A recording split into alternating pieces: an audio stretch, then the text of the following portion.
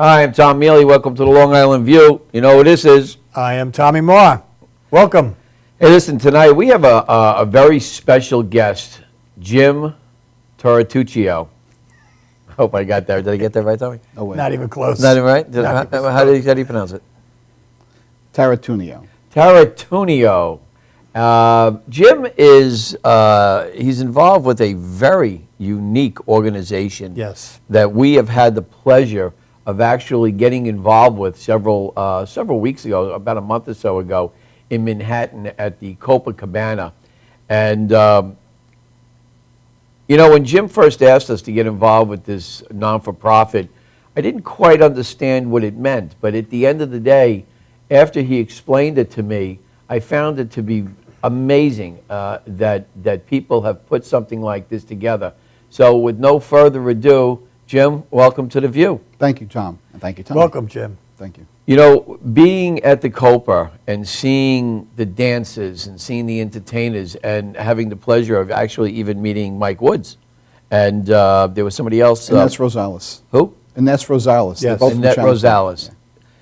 It was a lot of fun. I'll tell you what impressed me was how the people really was 100%, their hearts were in it. You know, it wasn't all right, I'll drop by. They were in it, you know what I mean? And that makes a big difference. You could see it. I mean, I was sitting talking, we've talked to Mike Woods for quite a while. Right. And I mean, this guy was so in, you know, it was really, really, you know. We've had the pleasure of having them with us for a number of years as MCs. Well, you got a good guy there because he's definitely in. So the biggest question that I think at this point in the show everybody wants to know, what is, and I hope I pronounce this right because I'm terrible with names as you just saw, what is Ayuda for the Arts? Okay. Ayuda, what does it stand for? Well, Ayuda stands, actually the word Ayuda means help in Spanish.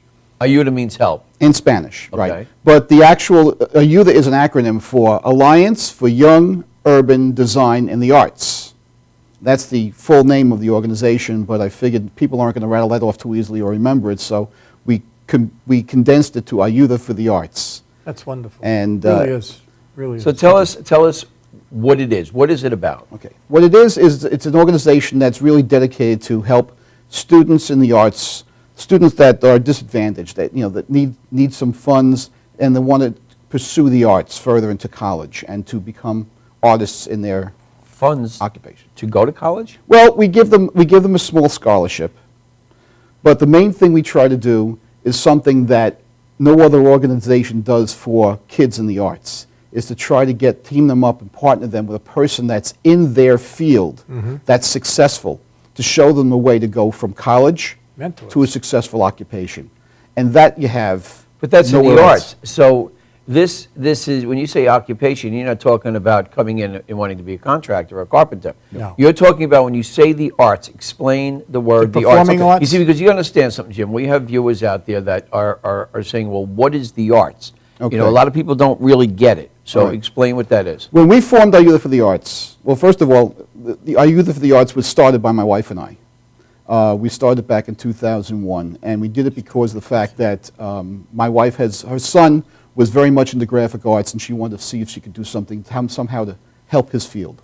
I'm personally into music. I went to college for music. And the thing that got me, my driving force, is the fact that no one showed me how I could take my musical talent and bring it into a successful occupation. They don't teach you that in the classroom. All they teach you is your art. You're good at your art, excellent. So what I developed this organization for is to cover as many arts as possible. We deal with fashion design, graphic arts, painting, music, sculpture, photography. And we've had students in all these auspices, culinary arts, journalism. We're going into architecture now too. And we had students get scholarships in all these, and what we're trying to do is pair them up with people who are in those various fields that are professional. Outside of Ayuda. I think that's the key to it because you have a mentor for them, which, Exactly. you know, like you said before, I mean, like, you know, I'm into the music business also. And I mean, there's so many shortcuts there's so much stall time you can lose by having someone to say, listen, here's the route to take, here's what you got to do. And that's a great concept, great concept. So I'm still a little confused. So these people, these children, I'm assuming. Well, they is there an start- age bracket here? Yes, they graduate high school. We get them when they're going into college. Okay, so they graduated high school. Now they take their so-called profession or their love. Let's hypothetically say dance. Okay. So a young woman comes to you and she has been dancing probably, since she's 5, 6 years old, if she's really into it. She's gone through high school and now she's ready to go into college. So now your organization takes that child and helps place them? No. What our organization does, we have an application on our website, and the application, the person has to be accepted already as a person taking that as a major. They have to be already Major in college. In college. Right. So this is not something where I'm going to take an elective of music, I'm going to take an elective of dance. They have to be saying, this is what I want to do for the rest of my life. I want to be a dancer. I want to be a painter. I want to be a singer. I want to be a keyboard player. Whatever. This is what they've already determined to be their mission in life, and they're already accepted in a college for that. Okay? So there's no limitations of what school they're going to? No. Oh. No. Okay, so now they do that, they're accepted into, let's say, Juilliard. Juilliard. And we've had Juilliard Okay, students. so let's take Juilliard, because I want to take this step by step so I can clearly understand it. So they're accepted into Juilliard. They now join this non-for-profit. They fill out the application that's Right. on the website. They give all the information that's there. They have to have a letter of recommendation from a teacher that has taught them the specifics, either or a principal of the school that they went to give them as a reference. And we also have to have examples of their work. If it's music, we have to have a tape. If it's some type of visual art, we have to see it. If it's fashion design, we have to see that too. And we have people that we have affiliated with Are You for the Arts. We have advisors from all these various auspices who help us select the individuals who will be getting these scholarships. The scholarships are not tremendous. The scholarship is not the main thing. The scholarship is relative. It could be thought of as relatively small. It's only $1,000. Hey, $1,000 pays for books. Exactly. $1,000 goes a long way. I mean, I know I put one son through college, and $1,000 It's $1,000 not out of your pocket. Right. So this person then gets accepted to a college like Juilliard as their major in dance. Exactly. The letter comes in from the school, the high school at this point, and a copy or whatever the copy is of what they do. In this particular case, it's going to be a film or a video of this person dancing with a recommendation to IUTA for the Arts. Mm-hmm. Now, that comes into your organization. When it comes into it's evaluated, Yes. And at that point, you decide whether or not you are going to give this child whatever the dollar amount is, scholarship for Juilliard for this point. We give the Or money, whatever they- we whatever give they the money need. directly to the person because person. this way, they could use the money. They need it for gas to go back and forth to the school. They need it for books. They need it for whatever they need. Because It's not a bad endless. idea. You put the $1,000 towards It's a gas great. card, a Yeah. gas card. That would I make mean, any mother or father without very a doubt. happy. So after that takes place, now you have other people within the organization that now meet with this individual and kind of now steer this individual into a lifelong. Well, what we do is Well, it's more mentoring, right? right. It's mentoring. They're going to college. They have their particular professors that teach them to hone their art. But what I'm doing is I'm getting them in touch with a person. Go-to person. That's right. That's like, geez, how do I go about doing this? How do I go doing this? How do I get into the audition for that? What's the best way to? What's the That's best? great. That's the whole The thing. concept And that's is where great. that's a beautiful thing. So now I understand completely how this is. You had a question. I did hear something that you had an incident at your first meeting. What was that all about? What happened was we got our official incorporation in August of 2001. And so I was setting up the first meeting for IUTA under the articles of the incorporation, and I was up until about 2 o'clock in the morning. And because of that, I didn't get up so early. I normally get up and I'm in the office right away. Well, I was a little bit late. The meeting was scheduled for September 11th. Huh. I worked in the World Trade Center. I was late. And the reason I was late was because of IUTA. Well, I was there and I wasn't late. I was Yeah. there. Well, But that's one of the things that, That's a good thing. yeah, so I mean, it's sort of like said to me, there's a reason you're doing this. Absolutely. And that has to be in your head, too. It is. That It is. there's a higher power than we know. That's amazing. That's So pushing. you were at that meeting at the same time as those towers. So you technically could have been in the towers. I normally would have been going up the elevator at the exact minute that the first plane hit. And it would Normally. normally, every So- single day. That's amazing. So the way I see this from a so-called spiritual or however you want to look at it, this organization is meant to be. I know that with Ayuda for the Arts, primarily I see it as a Latino type organization, but that's not true, is it? No, it's not. We used the name Ayuda for the Arts because it was something that was easily recognizable. In fact, a lot of Italian people, aiuto is also help in Italian. But the organization actually spans the entire gamut of it's an ecumenical organization. It hits all various races and it has no discrimination or discerning what it happens to be. We've given, I just did some statistics that about 35% of our scholarships have gone to Latinos. Another 35 have gone to African Americans. We've gone a little over 10% for Asian Americans, and the rest of them are Is there a reason for non-minorities. Reason in what way? Is there a reason, I mean, that, or is it just, it seems like more Latinos are getting involved, more African Americans are getting involved? Well, it is meant more for the person who is economically challenged. That's what the organization is. By the way, everybody in the organization is a volunteer, I want to tell you. There's no paid staff, myself included. There's nobody paid that's part of Ayuda. All these professionals that are part of my board of directors are volunteering their time. Since you mentioned that there may be a financial issue here, and I know that you and I had talked about several questions before the show, do you find geographically that more students are coming from a geographical area than another? Well, I mean, in the city, we do get a lot of students that come from Brooklyn and come from the Bronx, primarily. There are some from Queens as well. One of the things we are looking at, though, is we're looking to possibly expand into Long Island because we know there's a need here Sure. as well. There's a great amount of talent on Long Island, too. And not only that, it's the fact that there's a need here, and there's a lot of organizations in the city that do a lot of different things. Nothing that does what we do. I specifically designed the organization to be as widespread and as non-pigeonholed by doing all the kinds of arts that we're doing and all the various ethnic backgrounds. So there's nothing that does that because most of ours is dedicated to a specific type of art or a specific ethnic background. But on Long Island, there's very little I've noticed that does do something like that. So I feel there's a need for people out here to have something like Ayuda help them. And I have a twofold question for you. Sure. On your choosing, is there a panel that chooses it? Is it the same people, or is it a variety of people? Or initially, it's the board of directors. We look at the application, just to initially look it over. Right. And then what we do is we find a person who is specifically in that field. Right. Sure. Very So I good. have people, I know people in practically every arts field. Right. And that's a result of my wife, who helped me start the organization. She's part of another organization, and she's been doing non-for-profit for over 30 years.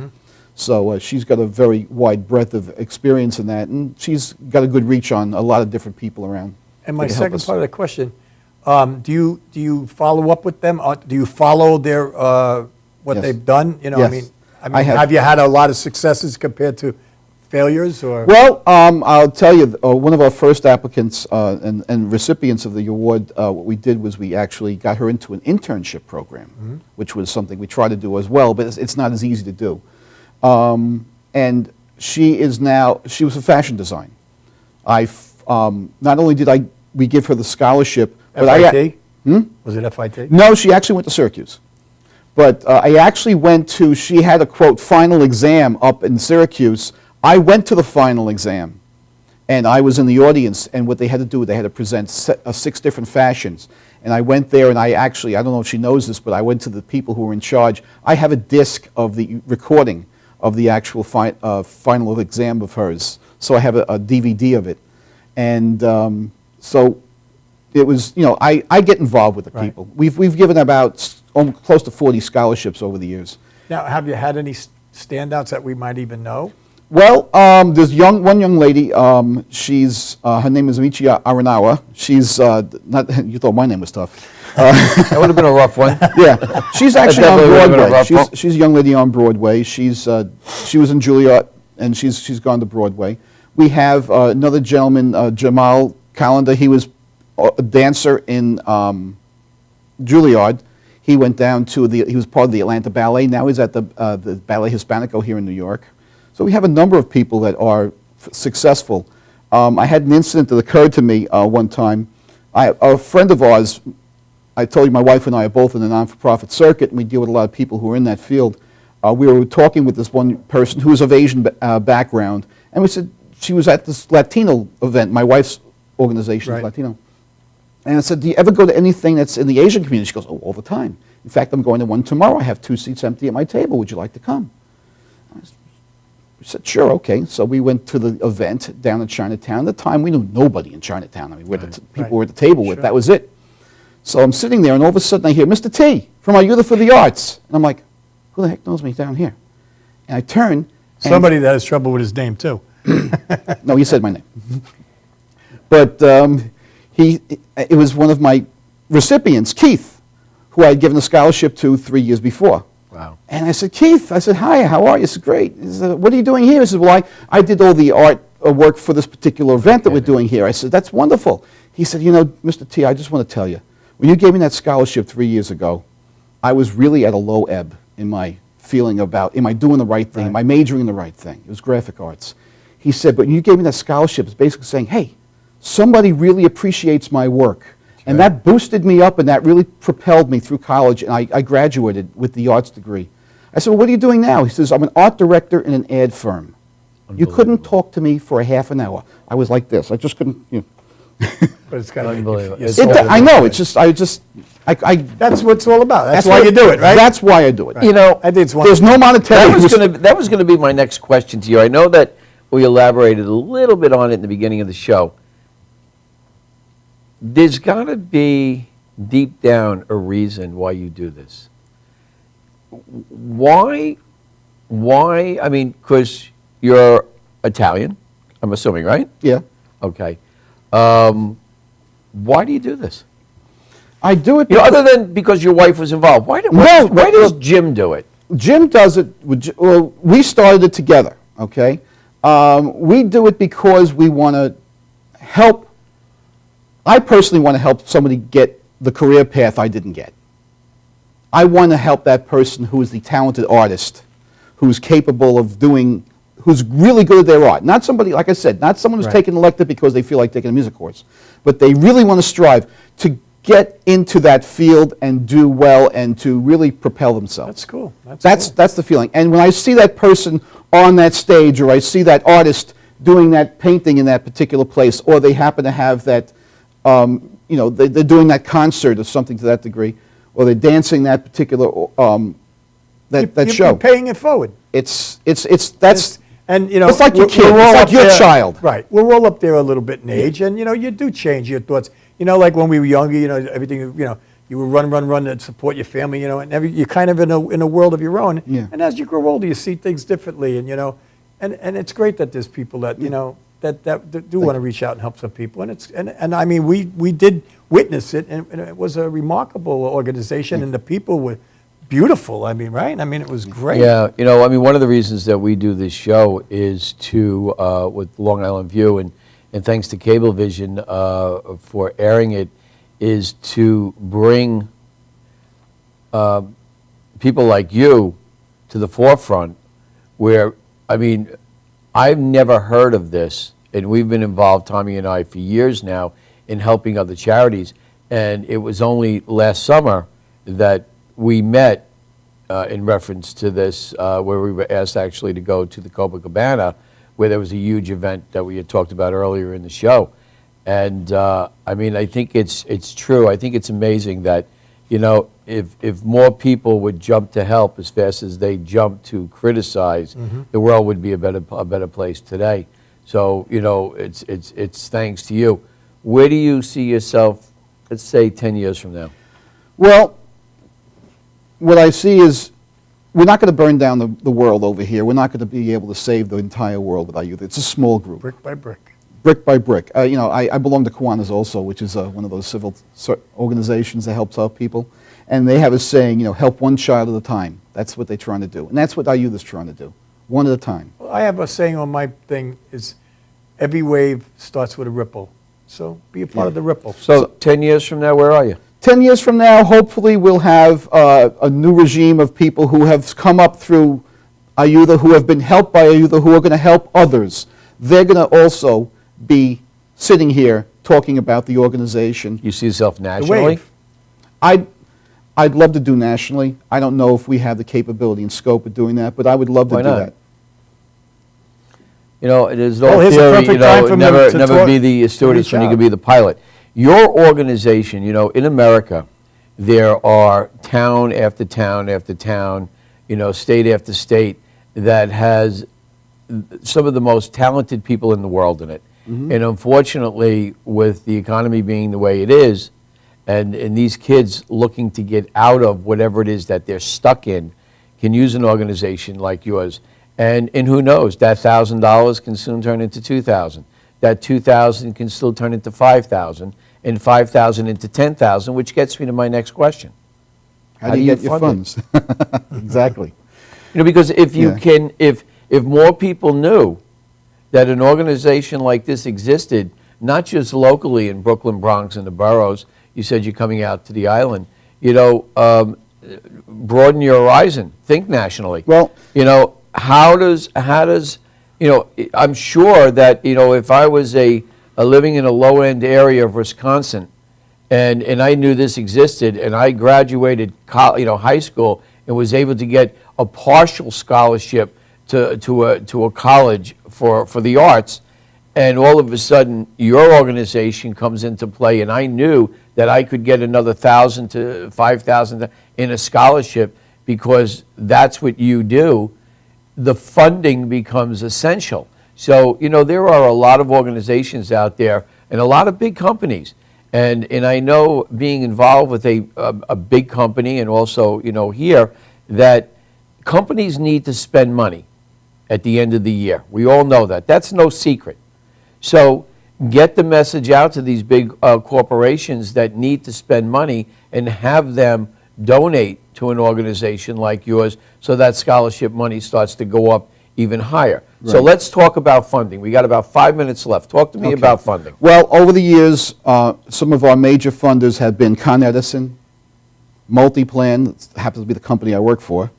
Goya Foods has been very helpful. Bank of New York. Diageo, which is the spirits company, has actually helped us at some of our events as far as beverage are concerned. Copacabana has been a great partner because they afford us their location, which is very well known, famous, prestige. Everyone knows the Copacabana. Just listen to a Barry Manilow song, you'll hear it. And they've made, the people that are in there, Glee Ballard is a wonderful person, has been a friend for years and has been helping us. We've been having our event there for a number of years, and we hope to continue having it there. We also get some private donors. We recently got a private donor, a William H. Donner Foundation. Foundations give money too, so private foundations can give money.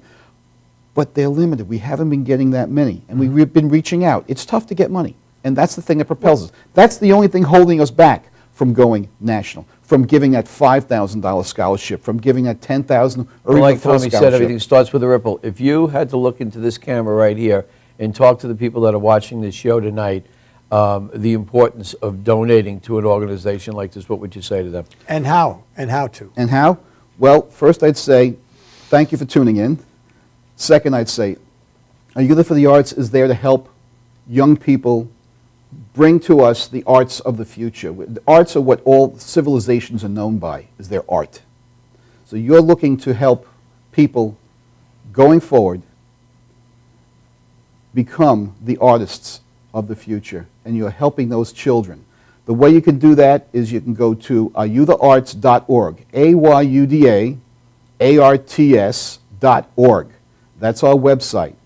And you could go online, there's a place you could donate there, or if you want to contact us, if you put info at that same ayudaarts.org, an email will come to me, we'll correspond, I can talk with you and get information to you however you need it.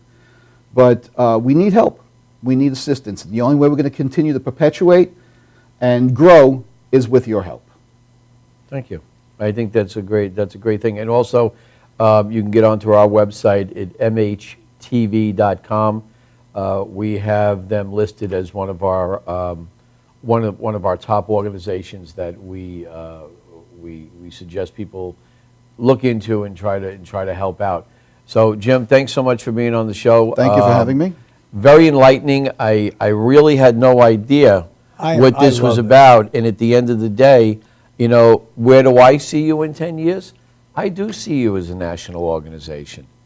I do. I think that the more people that get to understand what you're doing as a non-for-profit, which is, it's got to come from the heart, is just everything short of miraculous. So I really do appreciate it. And I'd like to just throw my 2 cents in for, you know, first of all, you know what I do, and I love it. I think it is amazing that, you know, that a kid could get a chance like that. But what I'd like to reach out and say, you know, to some of these, you know, I call them fat cats. You know, you guys have got some deep pockets.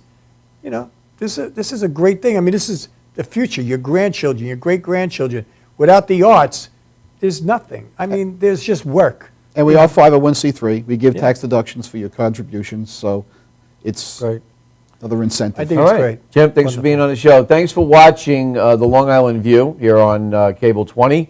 We will be back next week with another show.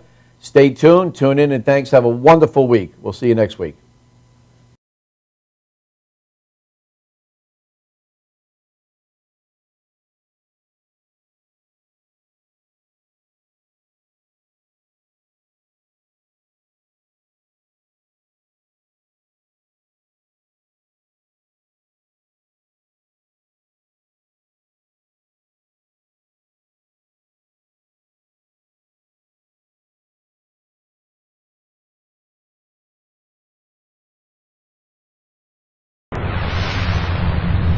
Hi, I'm Tom Mealy from MadHouseTV, and when I'm not at the studio, I'm here at the Harrison Law Group. This is my real job.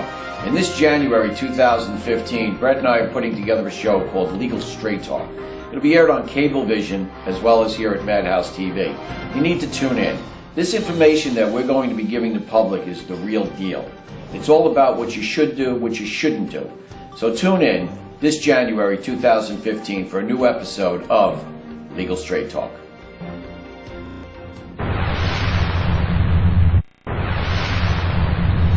Hi, I'm Tom Mealy from MadHouseTV, and when I'm not at the studio, I'm here at the Harrison Law Group. This is my real job. And this January 2015, Brett and I are putting together a show called Legal Straight Talk. It'll be aired on Cablevision as well as here at MadHouseTV. You need to tune in. This information that we're going to be giving the public is the real deal. It's all about what you should do, what you shouldn't do. So tune in this January 2015 for a new episode of Legal Straight Talk.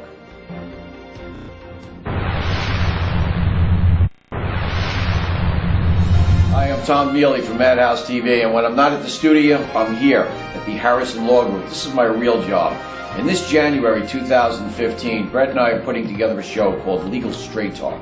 It'll be aired on Cablevision as well as here at MadHouseTV. You need to tune in. This information that we're going to be giving the public is the real deal.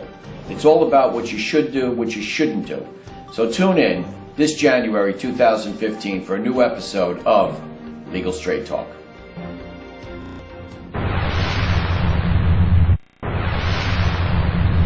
Hi, I'm Tom Mealy from MadHouseTV, and when I'm not at the studio, I'm here at the Harrison Law Group. This is my real job. And this January 2015, Brett and I are putting together a show called Legal Straight Talk. It'll be aired on Cablevision as well as here at MadHouseTV. You need to tune in. This information that we're going to be giving the public is the real deal. It's all about what you should do, what you shouldn't do. So tune in this January 2015 for a new episode of Legal Straight Talk.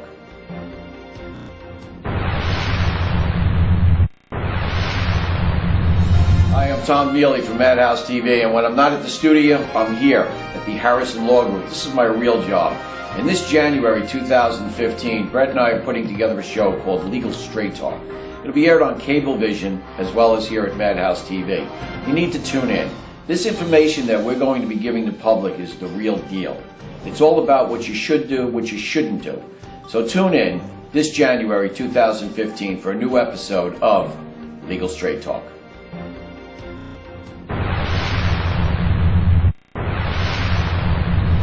Hi, I'm Tom Mealy from MadHouseTV, and when I'm not at the studio, I'm here at the Harrison Law Group. This is my real job. And this January 2015, Brett and I are putting together a show called Legal Straight Talk. It'll be aired on Cablevision as well as here at MadHouseTV. You need to tune in. This information that we're going to be giving the public is the real deal. It's all about what you should do, what you shouldn't do. So tune in this January 2015 for a new episode of Legal Straight Talk.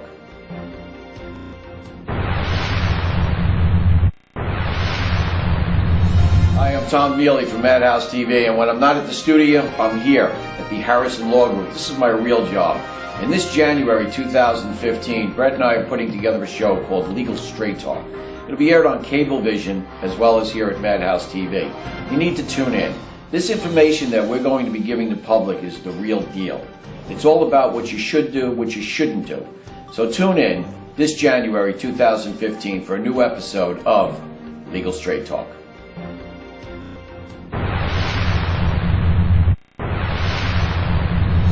Hi, I'm Tom Mealy from MadHouseTV, and when I'm not at the studio, I'm here at the Harrison Law Group. This is my real job.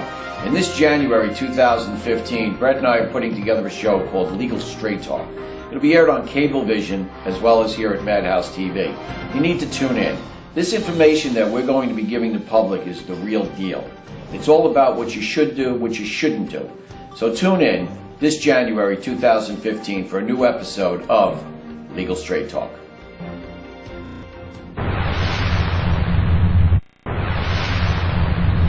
Hi, I'm Tom Mealy from MadHouseTV, and when I'm not at the studio, I'm here at the Harrison Law Group. This is my real job. And this January 2015, Brett and I are putting together a show called Legal Straight Talk. It'll be aired on Cablevision as well as here at MadHouseTV. You need to tune in. This information that we're going to be giving the public is the real deal. It's all about what you should do, what you shouldn't do. So tune in this January 2015 for a new episode of Legal Straight Talk.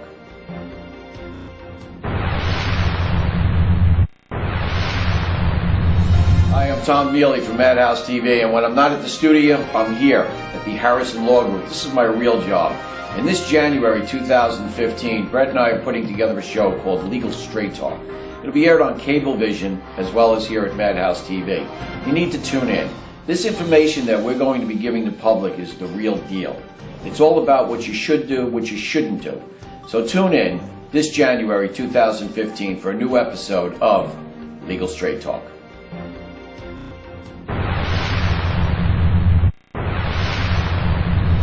Hi, I'm Tom Mealy from MadHouseTV, and when I'm not at the studio, I'm here at the Harrison Law Group. This is my real job.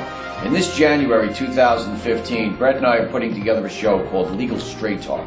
It'll be aired on Cablevision as well as here at MadHouseTV. You need to tune in. This information that we're going to be giving the public is the real deal. It's all about what you should do, what you shouldn't do.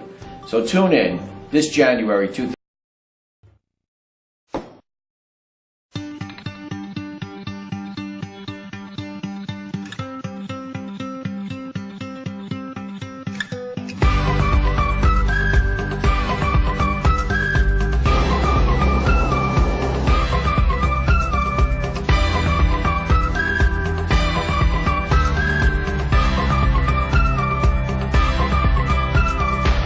Hey ho, on the road again.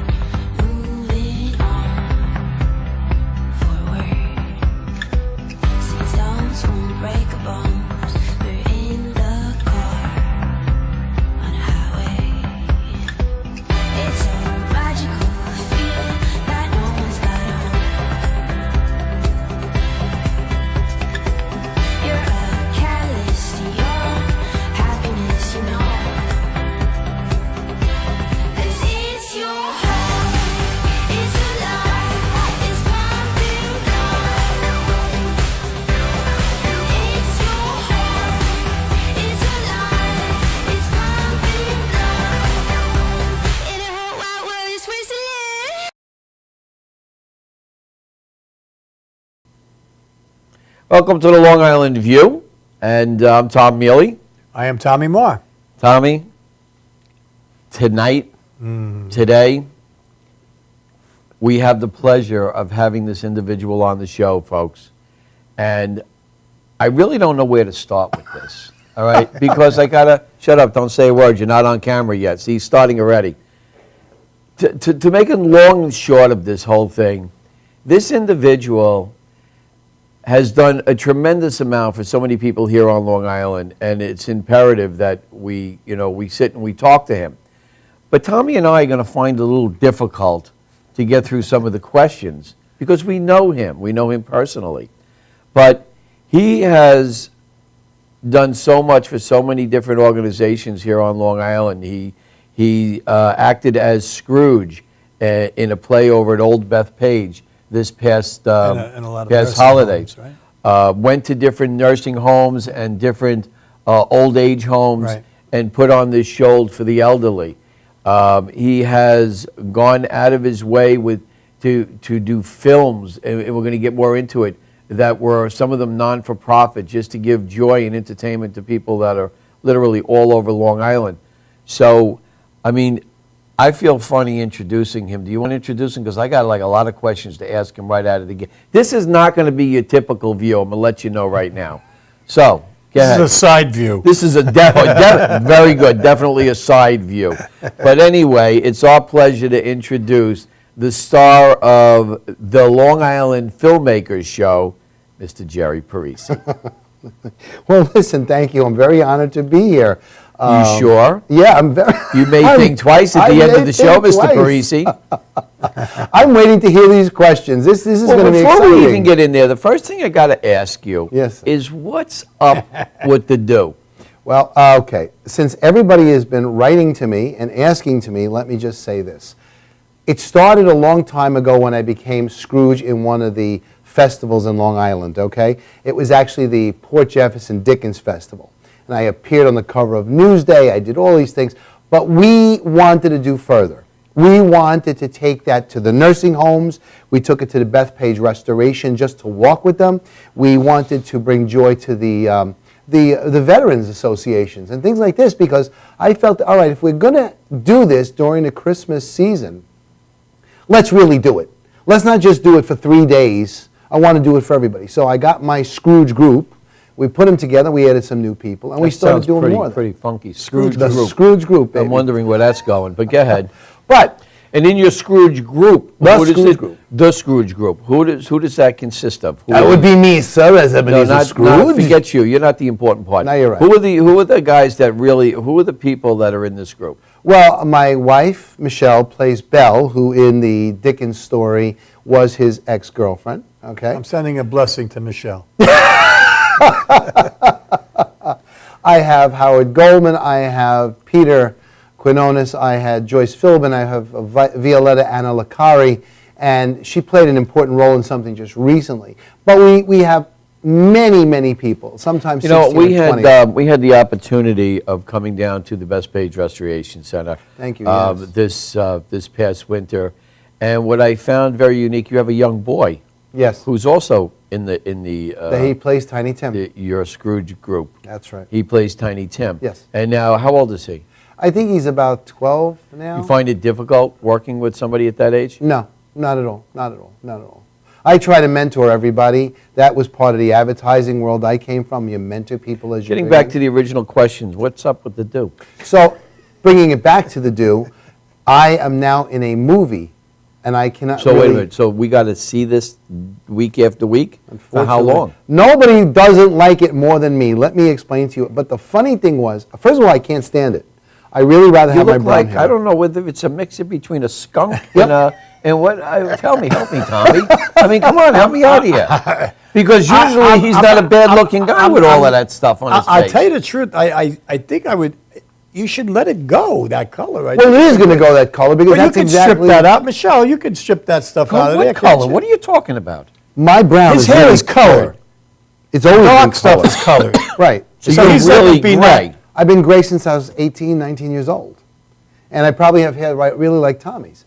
But what happened was, once the director got me for the movie that I'm now in, he said to me, you cannot wear a wig anymore. Now, during the Dickens Festival and the other festivals and the restoration, even working with the Rockettes about 3 or 4 years ago, myself, Michelle, Frankie, and several other people were working with them, giving out these things. We brought so many thousands of people to Port Jeff from the railroad. That was key.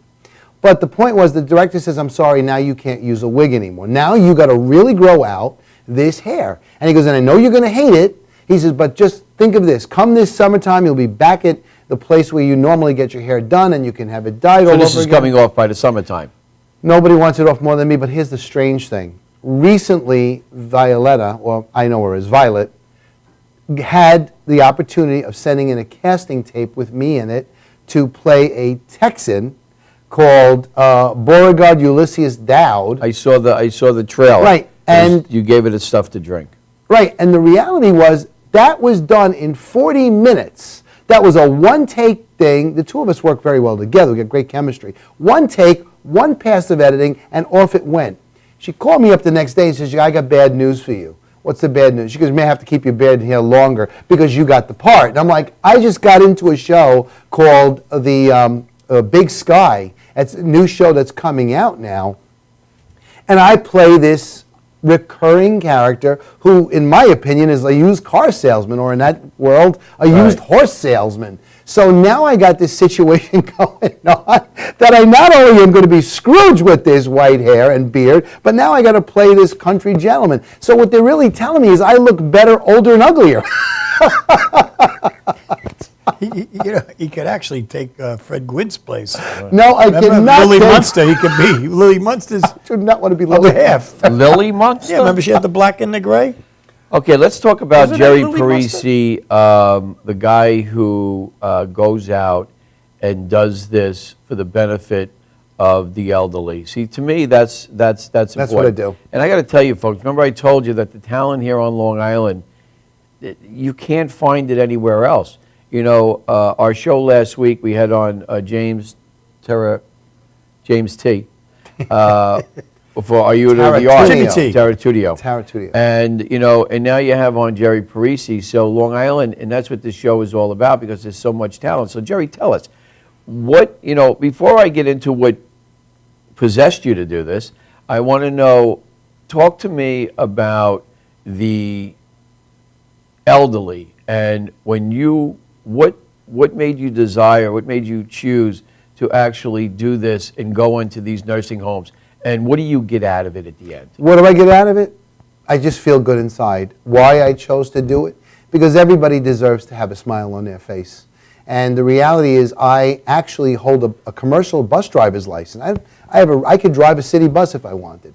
And doing so, I also work at one of the nursing homes on Long Island, and I actually take people to church on Sunday mornings, and I'll do stand-up comedy for them, or I'll take them on other bus rides during the summer, and I try to brighten their day because these people, while kept very well in most of the wonderful nursing homes on Long Island, they themselves really don't have a lot of a life. They live a very regimented life. Wake up, breakfast, do this, do that, lunch, do this, do that, do something else, and now go back to bed. And it is regimented. And I've learned so much from the older people. If you just listen in, you know. What do you get out of it? I listen and I learn. And what do I really get out of it? Just the satisfaction of helping them. That's Seeing it. the smile on their face. That's it. And there's a lot of nursing homes on Long Island. Yeah. Do you do senior citizens? Yes. You know, Yes. well, you know, the, like my mother is at Tanner Park. Right. I do whatever accepts us. And every year, more and more people are accepting the Scrooge Group. And we don't really take any money. What happens is they give us a stipend for gasoline and a few other, and really it's a stipend. If it's $7 or $8 a person, that's just for their gasoline for the day. So our biggest satisfaction is to doing that. And we did the Veterans Home this year. The first time we really got a chance to do this for vets. Northport. That's correct. And we're working on other ones too. And it looks like through our work, we were asked by another filmmaker, Susan Gaddy, to work with the town of Babylon and recreate a brand new, if you will, a Dickens festival, which we are wholeheartedly going after. Strangely enough, 3 other towns have asked us to come and do it now. Because, you know, I still get a lot of press. I'm in a newspaper. I'm on the different cable channels. I'm on the Verizon channels. I'm all over the place, and they still run the older footage. So they'd get new footage and older footage. I was just in Newsday with my wife, Michelle, in one of the nursing homes. That was about maybe 5 or 6 weeks ago, right before Christmas. And I was on the cover of Newsday as well. I've appeared in Newsday. And so you're talking about a Scrooge Dickens type of thing. That's more winter. We're 4 seasons here on Long Island. Yes. So when you're not doing Scrooge, or what are you doing during the off seasons? We plan a lot of that. Of course, one of my big new loves is MadHouseTV. I can't enjoy that any more than that. And I'm always there for everybody, and I want to be there for that. But what are you doing? I mean, do you have anything in mind for, entertaining some of these individuals other than the Scrooge? I mean, do you have anything in place? Are you looking to put something into place? We're looking to put things into place that we'll More of a always do. summer festival type of thing? Yes. We don't have an answer. I have been a pirate already, and that's a lot of fun as well. And I find that during the summer when there's festivals like that, that may be a venue. But it's got to be something that I really don't want to make money at it. I know it sounds strange. No, it doesn't sound strange at all, but I just want to you put know, smiles on but people's Long faces. Island, The weekend at parties. I like the fact that your organization goes out and helps the elderly, especially around the holidays. But the holidays seem to be geared towards only one holiday. We have Easter, we have Thanksgiving, we have summer holidays that come up with the veterans where you can do that. Sure. Don't you think that with your talent and the people that you know, that it would be something special to actually come up with a seasonal acting or event, Yeah. or something, you know what I'm trying to say? I've done- to actually help these, because that would be year round. I find that I would be yearning for that winter to come back, just so that we can see the characters again. I think that Let's with your keep winter talent, you far should do away, more because on it. anybody who really knows me knows that I like the 4 H's. And that would be hazy, hot, humid, high in the 90s. Yeah, I'm with you. That's what I really love. But having said that, In the meantime, he looks like a guy that should be in Alaska, out in the wilderness, Bigfoot. fishing for salmon. I got news for you. I Skunk can't hunting. stand the winter so much that I unfriended Mother Nature recently. And Father Time's not looking so good either in my book. Hey, we've been blessed this winter. We've been Yeah, blessed. it has been. Okay, so let's talk about. I know that you do the Filmmakers show, Right. On the Madhouse TV network. That's right. I'm proud Tell to us say a that. little about the Filmmakers show. What I do is, first of all, let me give Greg Persino where he deserves the credit. He had basically moved up the ladder a little bit into what he's doing, into more films. And as the executive producer of the show at the time, he has passed over the Long Island Filmmakers show to me. And what I do is I bring the people in who are not just filmmakers in one area, but I've expanded it. Coming from Madison Avenue, where I come from, we learn that diversity is very, very important. So I bring in actors and DJs and makeup people, and locations are coming up. I want to show locations over the summer where people can film, things like that. I mean, I've got a whole thing. I'm actually booked till, I want to say, almost the beginning of June. If I'm not mistaken, it's the beginning of June already. Well, you had a guy on one time, and I found this very interesting. I was watching the show one day, and the guy actually was on the Jackie Gleason show. That's right. And this guy, correct me if I'm wrong, Paul Sabatino. if you remember the Good guy. Jackie Gleason No, I show, know, you I remember know, the kitchen? No, I know. You remember I know the sink? story, yeah. The cabinet Yeah, that's right. underneath? Yeah, sure. This guy, tell us the story of what Well, this guy it's did. so funny you say that, because my wife and I just had lunch with him yesterday at the Riviera down in the Village. And we weren't invited? Well, I really would have wanted you there. The truth of the matter was, we were See, trying if you Actually, would've wanted Jerry, us there, we that would've might been be there. a good concept to do for the seniors. Do the honeymooners. maybe, but you They know love what? you. No, they remember right? them. They, They- But were tell us very the good. story about this guy, Alice. because that was unique Yeah. about this particular guy and what he did. In Carl the, Sabatino, what he in did. the sink. He was under the sink. If you picture that sink, there's generally like some sort of a cloth, something or other, Right. with which I guess back then they would hide the pipes with Right, the cloth. and the And pots he and would pans. stay under there, and he would yell out the lines for Jackie Gleason, who was usually a little more drunk. I don't want to say the word, but the reality was drunk, and he couldn't remember his lines a lot of times. So Carl's job was to yell out the lines. He was impaired. Let's put it that One way. of the greatest books I don't want I to ever say read. drunk, Yeah, because Jackie yeah. Gleason never got drunk. He No. got impaired. He got impaired. That's Okay. that's actually a very good word. And the same gentleman would tell me that out on the fire escape were other people that would also yell out the lines as well. So let me ask you, was that a real apartment? No. No. It So was that- actually in a hotel in Brooklyn. And that fire escape, It was just constructed. It was a set. it was a set? It was a set. So those people used to be behind there, and the Yeah. illusion was that fire Yeah. escape was up high, but in reality it was And down low. Norton didn't live upstairs. There was no real upstairs. It No, was just well, a set. obviously, Yeah. but Because he always could come so down, so remember? this guy said, now these are the kind of people that you bring on the Filmmakers show. Yes. And yes. these are things that, I mean, I never knew that. I used to watch Jackie Gleason all the time. He's The a funny great thing guy. was, Carl Sabatino, I He's a wanted great him guy. to repeat some of the wonderful stories to my wife that I tell her all the time. And I was very lucky. The joke always is I was on his radio show. I was on the Smith Sabatino show over a year, and hearing me on the radio is a lot of fun, because when I need to make a fool of myself, I got to usually do it within the millions. Why do it to a few 100,000 people? And Lord knows he does it so often. So, I mean, he's very good at it, I have to say. It was His wife is shaking her my head, yes. poor wife. She just threw nail polish at me before because I Yeah, mentioned. somebody I else don't even coming want to over hear too. the woman's name anymore, the all right? I want to hear her name. But- because I'll throw, Hey, you throw I'll nuts throw at me with something. I got coffee over here. All right. coffee. Let's talk about your dress, because you dress very uniquely. I do. You do.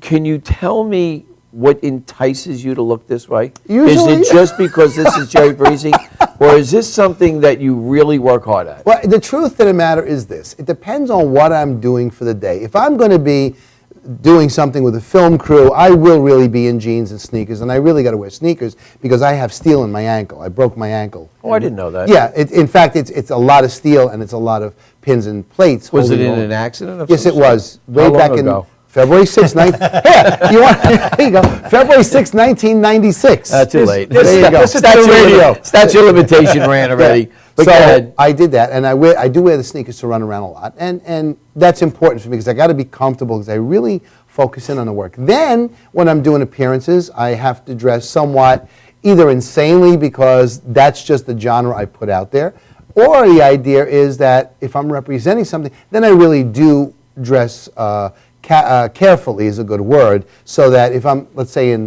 the Harrison Law Group, I want to make sure that I represent, because if anybody saw me walking through and a client would come in, let's say, they'd see, what is that guy doing here looks like that?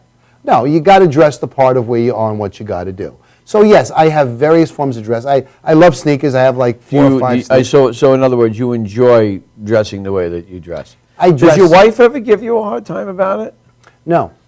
She just gives me hard times about everything else. Okay, well, that's what wives are made for. But anyway, so that's love her, good. actually. Let's get back to your crew. Is this the crew that you always deal with, or does this crew just strictly for the Scrooge group? The Scrooge group is generally who I deal with right now, but there's been changes over the years, and nothing bad. I've always had wonderful experiences with the people. The truth is that what happens was I have to basically take a look at timing, slots. I mean, granted, this year we did 15 performances at the Restoration, and we did 12 nursing homes, and so naturally not everybody can make those things. It's not like, we're all getting together at MadHouseTV for my show, and you're going to be there, and it starts, it's done, it's in the can, and it goes off. No. These things are recurring, and so we do have to change crew at times, but so far I've been blessed with great people. I mean, Peter Quinones is great, Joyce, Violetta, Michelle. I can't say enough good things about Michelle Parisi. Even if she is my wife, who throws things at me, the reality is she is the shadow I really needed to get me through a lot. She really does. Let's talk about what does Jerry Parisi want to be in 10 years from now? Well, I would say in 10 years from now, I would probably say to myself, I'm going to be an ultra-billionaire, and with Donnie... Forget the money. Let's say that the money. Where does Jerry want to be? On an island with Johnny over at ABC, sitting there with a Corona in Where my- do you see yourself 10 years from now? I would probably say in 10 years from now, if I'm not fully retired, one of the things I do want to do is move down south when it's all over and done with. The problem is I don't want it over and done with, and now that I don't want to say I've moved away from advertising after 40 years. I still have advertising clients. I tend to, but not agency anymore. So now that the acting, which was actually started 50 years ago, Okay? Now that is going to take I center mean, stage. you started acting 50 years 50 ago? years ago, yeah. You thinking what I'm thinking? I'm old, yeah. I mean, I put you When I was at 9 about- years old. I put you at about 51, 52. You're too kind. No, I'm not. I'm going to be 59 in March. The brown hair really made me look in my 40s, which is really what I liked. In fact, my poor wife, who listens to me rant about it every day, says, it's because you don't want the 20-year-olds looking at you anymore. I get it.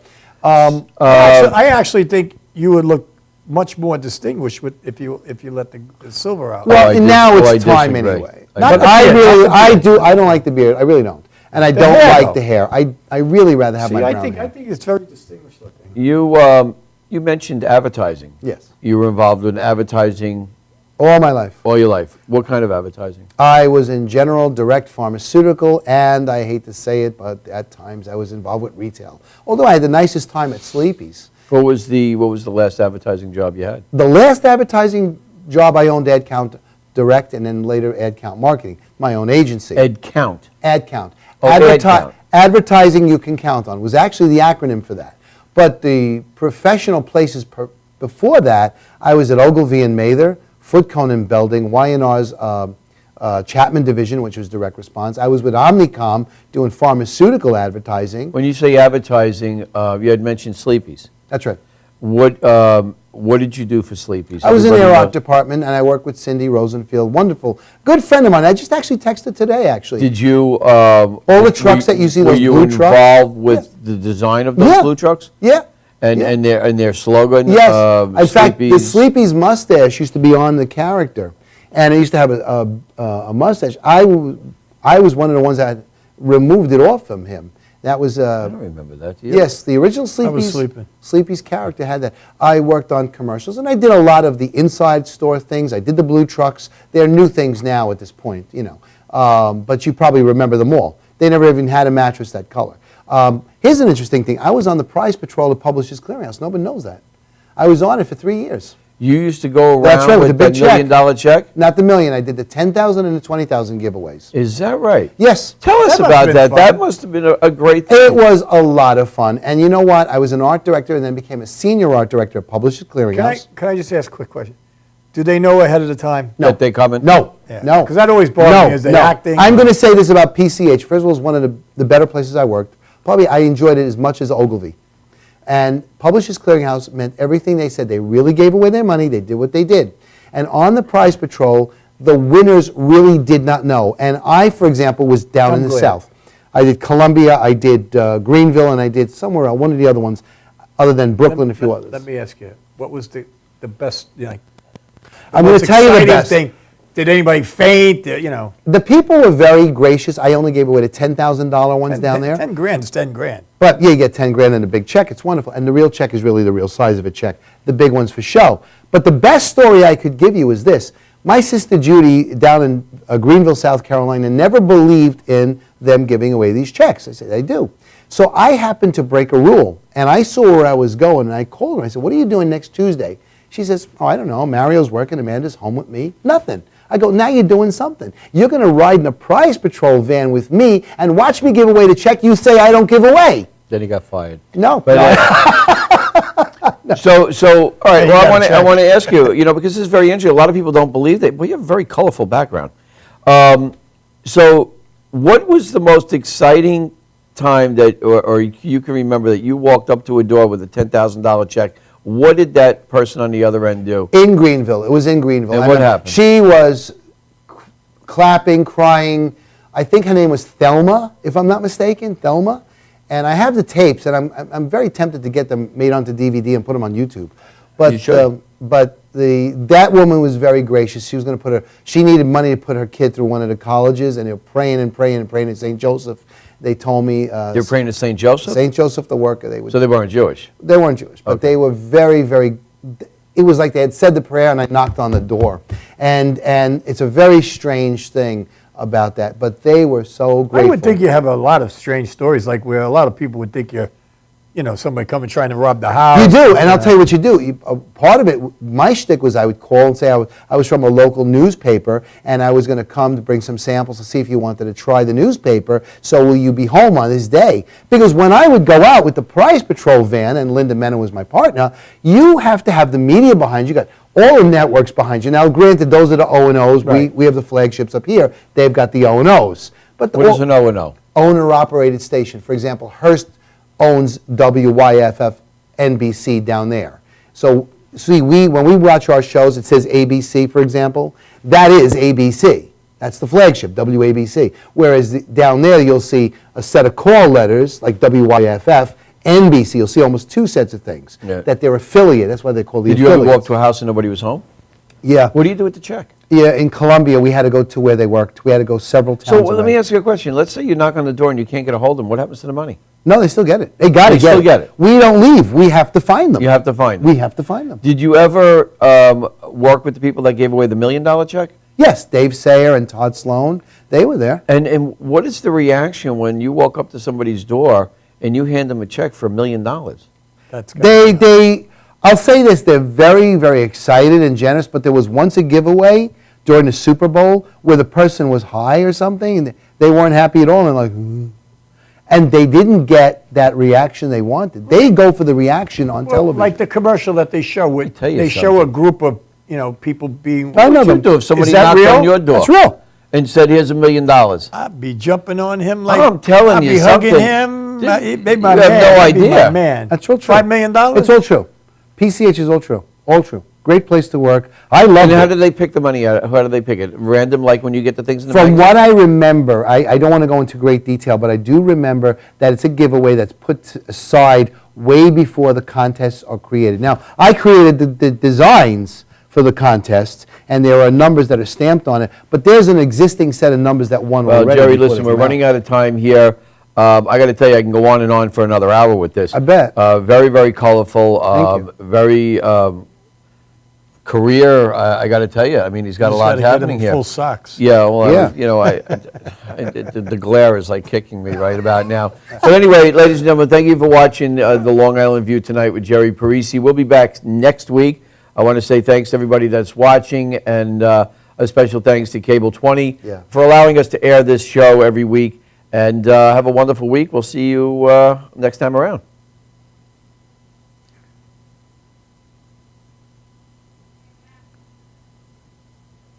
Where's the ending? This We was had the- no ending credits. He's got to put them in. Let's just get this back because this guy's here. Let's move. Okay. Let's move that one. Jerry, I'll take care of it. can you move? Can you move that chair back into the other room? Yeah, be happy to. That was a nice show. Thank you, Tommy and Tom. I didn't even know I was going to be.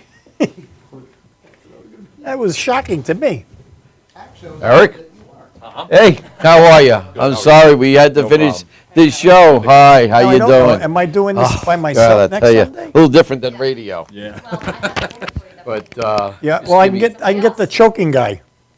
I'm gonna give you this woman's number. All right. Did you call Vinny Dice?